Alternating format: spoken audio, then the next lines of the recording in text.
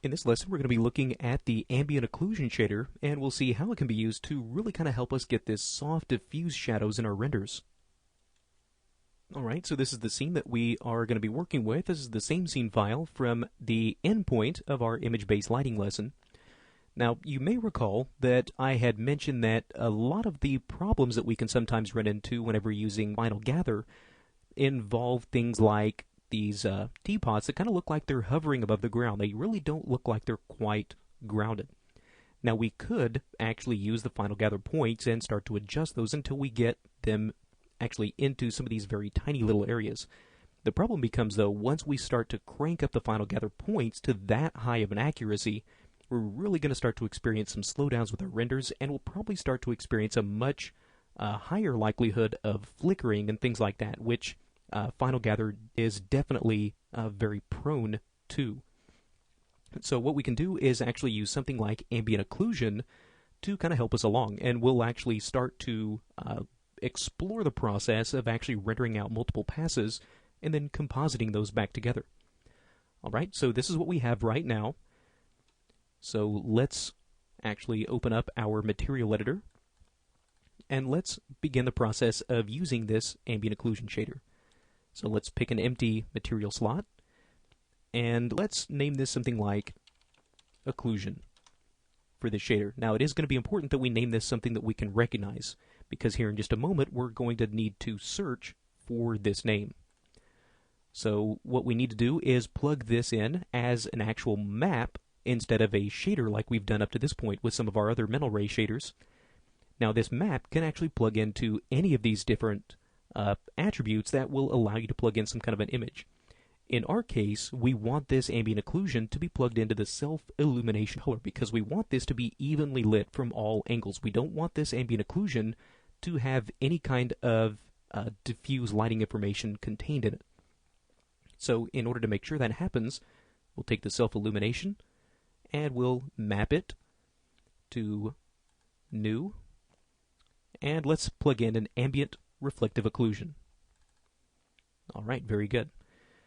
So we can come in and start to actually make some adjustments to these, but really we're not going to be able to see what we have until we begin assigning them to these different objects.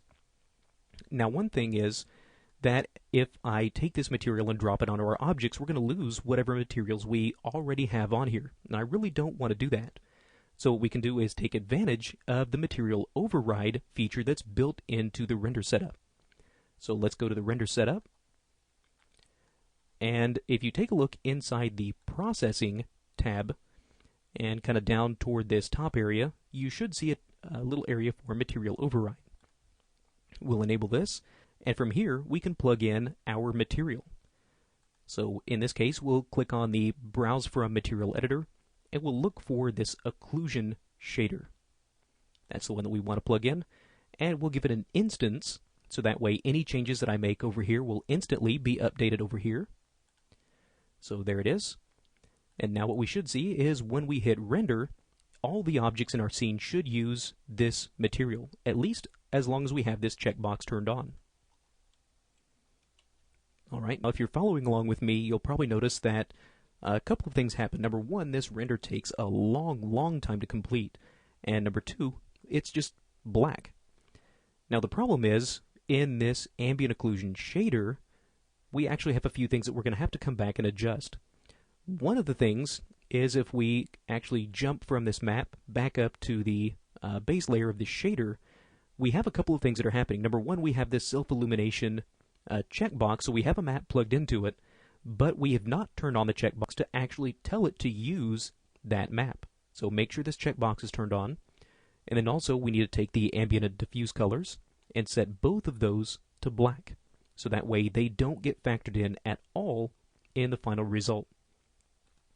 Alright, now also, this shader does not need any kind of Final Gather calculation in order to work correctly, so we can turn off Final Gather and save ourselves a lot of time that way. And we can also come in and disable the exposure control, since we're not rendering out anything with a high dynamic range image in it. Well, let's re-render that and see what we get. Alright, so you can see now the render comes back much faster, but now it's just completely black. So let's go back to the shader, go back to the map, And the main attribute that we have to adjust is called this max distance. This is our culprit for having this just total blackness. Right now this is set to 0, which means these ambient occlusion rays are going to reach out into infinity to gather information about their surroundings. Now we don't want that. We want it to be limited to a certain area. So let's start with something low like 10. Re-render that. And there we go. Now you can see this comes back much, much faster. And this is actually what we want to have contained within this ambient occlusion. Now right now it really doesn't look like anything special. It's just a black and white image. But what we want to do is actually use this for compositing purposes. So within this ambient occlusion, we have controls over things like the samples. So that kind of helps clean up some of this noisiness that we have. Default is 16. Now if we start to bump that up to 32, we should start to eliminate a little bit more of that noise. And it might even become necessary to take that up to a little bit higher level. Let's try maybe something like 64 for the samples. There we go. You can see now how that starts to give us a much smoother result overall. And you'll also notice that it does start to take now a little bit longer to render now that we have increased this number of samples. Now for the max distance, it's still probably a little too high. So I'll come in and maybe start to lower this down. Really what I like to try to do with the ambient occlusion is use it to just capture some of these smaller little shadowed areas, some of these very fine little nooks and crannies that otherwise are going to be very difficult to get your final gather rays into.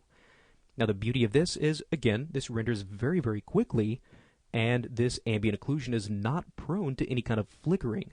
So we can kind of get the best of both worlds. We can use our final gather to get kind of the larger light information, kind of these larger areas, and then we can come back with our ambient occlusion, composite that back over the top, and use that to capture some of these finer little areas.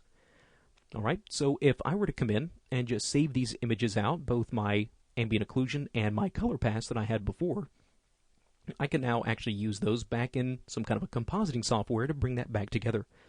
Now I'll talk about a little bit later in this training how we can actually render out these separate passes, but for now, I'm going to go ahead and take a couple of rendered images and show you how we can actually start to bring all this together. Alright, so here's my rendered images. One is the color pass, and then one is the ambient occlusion pass. Now in my case, I'm going to be using just Photoshop to composite these back together, but the procedure would be exactly the same for something like After Effects or Fusion, Toxic, whatever the case may be. So what we can do is, if we were to take these and actually layer one right on top of the other, so we have the occlusion that's sitting on top of the color pass. Now, with this ambient occlusion, the reason that we wanted this to be purely black and white is because now we can use one of our overlay modes, something like multiply. Now what that'll do is take all the white areas of this image and make them transparent, and leave all the black areas totally opaque. And so now you can see how these are very nice and grounded on the image. So you can see the difference without the ambient occlusion versus with. You can see really, really significant difference. Now the beauty of having these as separate layers is the fact that we do have totally independent control over those. So, you know, sometimes these ambient occlusion passes do tend to be a little bit harsh, really dark black shadows. So what we can sometimes do is just kind of bump that opacity down just enough to where it kind of lets some of that underlying color come through. But you can see overall still just a world of difference between what we have without the ambient occlusion pass and what we have with. Again, much, much faster to render. It's not going to be prone to any flickering, and the fact that we have now contained on its own separate layer means we have full control over it without having to go back and worrying about re-rendering anything. Alright, so that is a look at the ambient occlusion shader and how it can really, really help us out when it comes to grounding some of our objects in our scenes.